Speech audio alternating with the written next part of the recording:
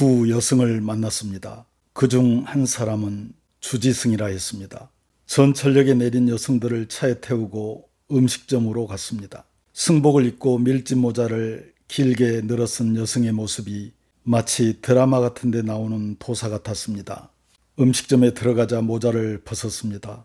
이제 40대 초반의 두 여인이 어떤 인생의 깊은 사연이 있었기에 머리를 밀고 산으로 들어갔을까, 그것이 궁금했습니다. 고기는 안 먹을 것 같아 시골 밥상을 시켰는데 여러 종류의 나물과 함께 비벼 먹을 수 있도록 상이 차려졌습니다. 두 여성이 큰 그릇에 밥을 야무지게 비벼 한 톨도 남김없이 다 먹고 밥그릇에 물을 부어 숟가락으로 휘 저어 씻더니 그릇을 번쩍 들고 물을 다 마셨습니다. 신기한 듯 쳐다봤더니 절에서는 다 그렇게 한다고 했습니다. 목사와 중이 한 상에 마주 앉아 밥을 먹고 있다는 것이 이상하기도 하고 재밌기도 했습니다. 여러 가지 이야기를 나누던 중 주지승 입에서 나오는 말들이 심상치 않다는 것을 알 수 있었습니다. 목사님, 정말로 살고 싶지 않아요. 죽고 싶어요 라는 말을 2번이나 했기 때문입니다. 우리 교회 김 집사님이 전철에서 처음 만났을 때도 그런 말을 했다고 하는데 오늘 흔쾌히 만나자고 한 것도 뭔가 마음에 고통스러운 사연이 있었기 때문인 듯 했습니다.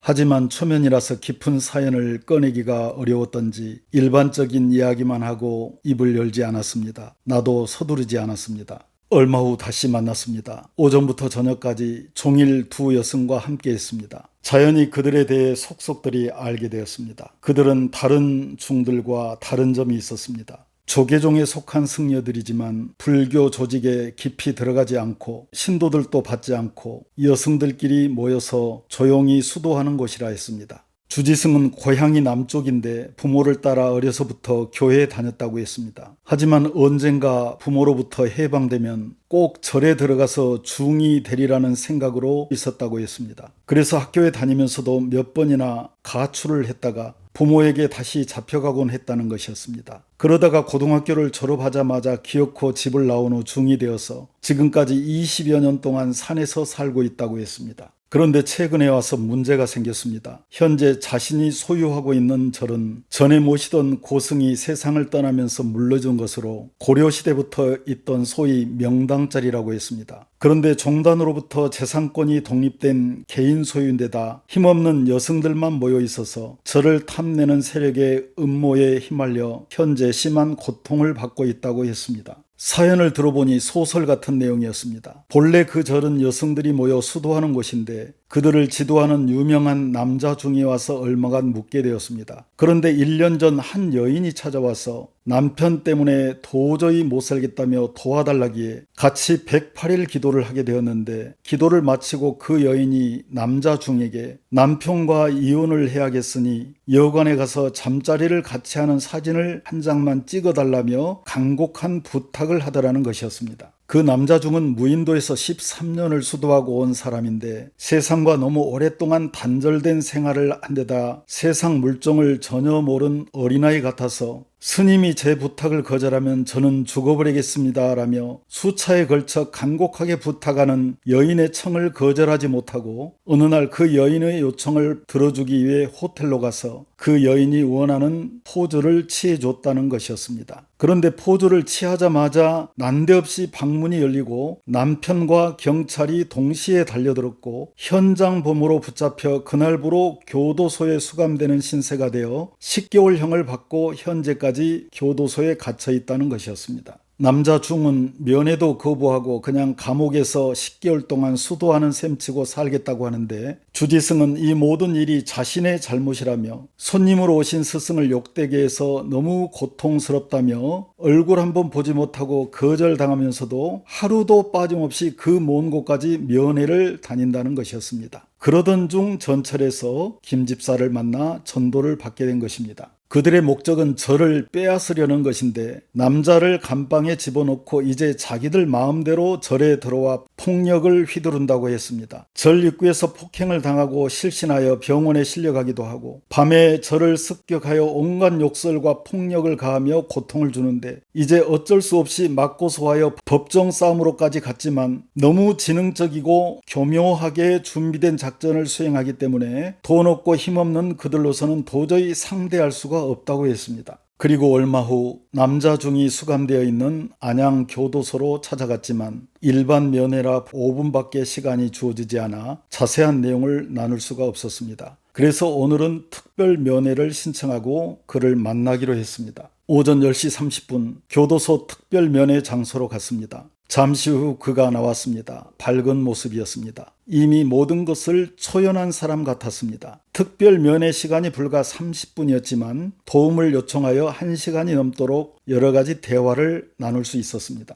그의 인생은 7살 때 커다란 변화의 사건이 있었습니다. 동네에서 축구를 하다가 그가 찬 공을 맞고 친구가 그 자리에서 거품을 물고 쓰러져 죽은 것입니다. 그는 그때 받은 죽음에 대한 충격이 너무 커서 그 이후부터는 죽음의 문제를 푸는 것 외에는 아무것도 보이는 것이 없었다고 합니다. 부모가 초등학교에 입학하라고 하자 학교에 가면 사람이 왜 죽어야 하는지에 대해 가르쳐 주냐고 물었습니다. 학교는 그런 것을 가르치는 곳이 아니라고 하자 입학을 거부했습니다. 그의 유일한 관심은 오직 죽음의 문제를 푸는 것이었습니다. 혼자 성경을 읽으며 한글을 띄었고 8살에는 성경을 통독했다고 합니다. 교회를 열심히 다니면서 목사님들과 대화를 나눴지만 자신이 원하는 것이 충족되지 않아 천주교에 가서 신부님들과 대화를 나눴지만 역시 풀리지 않아 13세에는 여호와의 증인에 들어가 심취했다고 했습니다. 하지만 역시 자기가 원하는 답을 찾지 못해 방황하다가 17세에 무작정 집을 나와 강원도에 있는 한 사찰에 들어가 몸담게 되었다고 했습니다. 그때부터 20여 년간 산속에서 수도 생활을 하면서 지난 13년 동안은 남해안에 있는 무인도에 움막을 짓고 생식하면서 돌을 닦았는데 거기서 책을 10,000권 이상 읽었지만 책에서는 더 이상 얻을 것이 없다고 했습니다. 그래서 이제는 책도 읽지 않고 명상을 통해 돌을 닦는다는 것이었습니다. 그러면 이제 죽음의 문제를 풀었느냐고 묻자 놀랍게도 이제 자신은 죽지 않는다고 했습니다. 자기가 부처고 자기가 하나님이기 때문에 이제 아무런 신도 믿지 않고 자기 스스로 영생한다는 것이었습니다.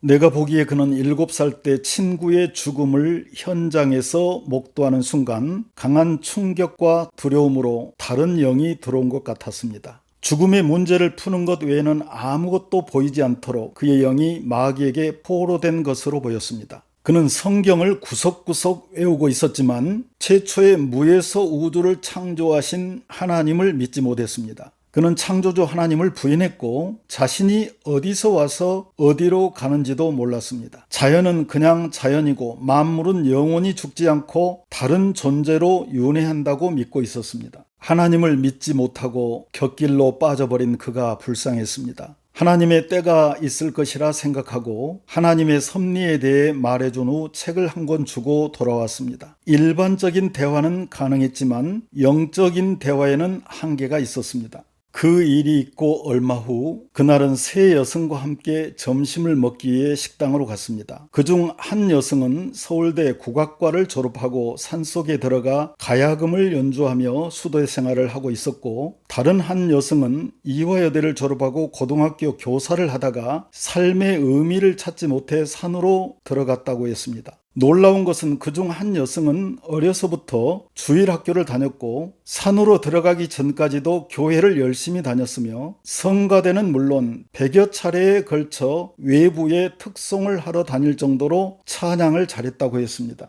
음식이 들어왔습니다. 그러자 김 집사가 오늘은 목사님께서 기도해 주시겠습니다. 우리 같이 하나님께 기도 드립시다 라고 했습니다. 얼떨결에 세 여성이 두 손을 모으고 다 함께 부처가 아닌 하나님께 기도를 드렸습니다. 하나님 아버지 감사합니다. 하늘과 바다와 그 안에 있는 수많은 생명들을 창조하시고 그 모든 것을 우리에게 선물로 주셔서 우리가 이렇게 풍성한 음식을 먹게 하시니 감사합니다. 우리가 하나님의 진리를 떠나 죄 가운데 빠졌지만 우리를 사랑하셔서 예수 그리스도를 보내주심을 감사합니다. 예수님께서 우리의 모든 죄를 대신 지시고 십자가에서 피 흘려 죽으심으로 우리를 죄에서 구원하여 주심을 감사합니다. 여기에 있는 세 자매도 하나님의 섭리 가운데 구원하여 주시고 함께 예수 그리스도의 복음을 전가하는 천국 일꾼이 되게 해주세요. 예수님 이름으로 기도드립니다. 아멘.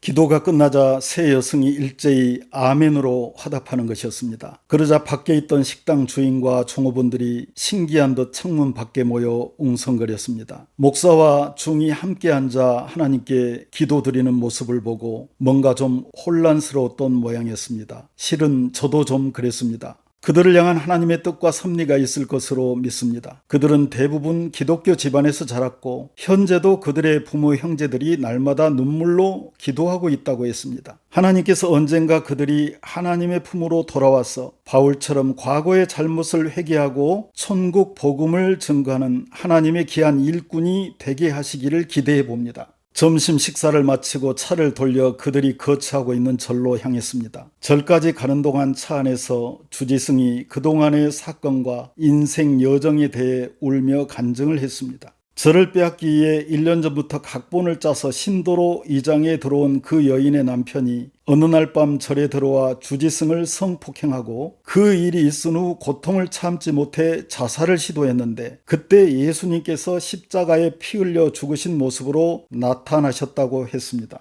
그리고 그때 내가 너를 살리기 위해 이렇게 피 흘려 죽었는데 너는 왜 그걸 모르고 죽으려고 하느냐는 환상을 보았다고 했습니다. 간증을 듣는 순간 하나님께서 그녀의 인생에 개입하고 계시다는 생각이 들었습니다. 이제 산에서 끄집어 내실 때가 되신 걸까? 정금처럼 연단하여 그녀로 하여금 불교인들을 전도하게 하시기 위해 훈련하시는 것일까? 그렇게 된다면 불교의 덫에 걸린 영혼들을 얼마나 많이 살려낼 수 있겠는가? 생각만 해도 가슴이 벅차올랐습니다. 산 입구에 차를 대고 20분 정도 걸어서 절에 도착했습니다. 세상 사람들이 말하는 소위 명당이라는 것이 어떤 것인지는 잘 몰라도 절을 빼앗으려는 사람들이 욕심을 낼 만한 자리임에는 틀림없었습니다. 고려시대에 쌓았다는 웅장한 돌담이 절을 감싸고 마당에는 노송이 아름다운 자태를 뽐내고 있었습니다. 특별히 우리를 위해 준비했다며 행자라 부르는 이가 저녁상을 차려왔습니다. 하지만 음식에서 이상한 절 냄새도 나고 밋밋해서 영 밥맛이 나질 않았습니다. 그러나 전도자는 어떠한 환경에도 적응할 수 있어야 한다고 생각하고 참았습니다. 지난 주일에 이어 오늘 또 두 여성이 승복을 입은 채 주일 예배에 참석했습니다. 지난주에는 주일 예배 후에 종일 김집사가 두 여성을 집에 데려가서 말씀으로 양육하고 피아노를 치며 함께 하나님을 찬양했다고 했습니다. 오늘 또 예배 분위기에 생동감이 있었습니다. 성도들도 현장감이 느껴지는 듯 했습니다. 그 중에 교회 다닐 때 찬양을 잘했다는 고등학교 교사 출신 여성이 설교 후 특송을 했습니다. 승복을 입고 410장 내 맘에 한 노래 있어 나 즐겁게 늘 부르네. 이 노래를 부를 때 큰 평화 임하도다. 평화 평화 하나님 주신 선물 오 크고 놀라운 평화 하나님 선물일세를 4절까지 부르는데 찬양을 얼마나 애절하게 잘하는지 가슴이 뭉클했습니다. 성도들의 눈에도 눈물이 글썽였습니다. 실로 감동적인 예배였습니다. 예배를 마친 후 돌아가는 길에 주지승의 손을 꼭 붙잡고 스님, 예수님 믿고 천국까지 같이 갑시다 라고 인사하자 환한 미소를 지으며 예, 이제 목사님 집회에도 따라다니며 간증도 하고 싶습니다 라고 했습니다. 하나님이 저 사람들에게 복음을 전하라고 우리를 부르신 줄 아노라. 너희는 온 천하에 다니며 만민에게 복음을 전파하라. 믿고 세례를 받는 사람은 구원을 얻을 것이요 믿지 않는 사람은 정죄를 받으리라.